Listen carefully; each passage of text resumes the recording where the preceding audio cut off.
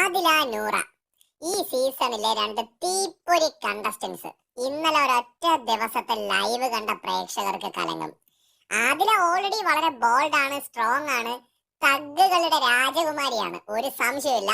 എജാതി തഗ്ഗുകളാണ് ആദില അടിക്കുന്നത് അല്ലെ, ഒരു രക്ഷയില്ല, പറയാതിരിക്കാൻ പറ്റില്ല. ആദിലയുടെ ഓരോ പോയിന്റുകളും ഓപ്പോസിറ്റ് നിൽക്കുന്ന ആളുടെ ദേഹത്ത് ബുള്ളറ്റ് തറയ്ക്കുന്ന പോലെയാണ് തറയ്ക്കുന്നത്. അമ്മാതിരി പോയിന്റുകളാണ് എടുത്തടിക്കുന്നത്.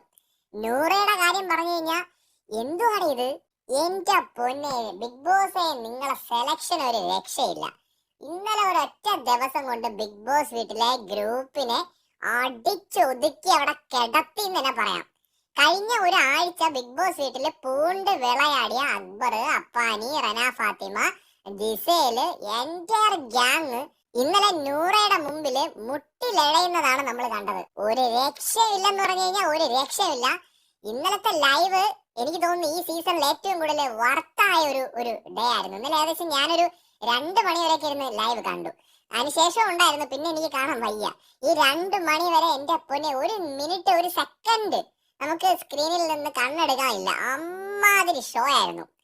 സീരിയസ്ലി സകല എണ്ണം വരണ്ട് പണ്ടാരടങ്ങിപ്പോയി. ആദില, നൂറ ഈ സീസണിൽ ഏറ്റവും സ്ട്രോങ് ആയിട്ടുള്ള 2 കണ്ടസ്റ്റൻസ് ആയിട്ടാണ് എനിക്കിപ്പോ തോന്നുന്നത്. ഒരു രക്ഷയില്ലെന്ന് പറഞ്ഞ ഒരു രക്ഷയില്ല.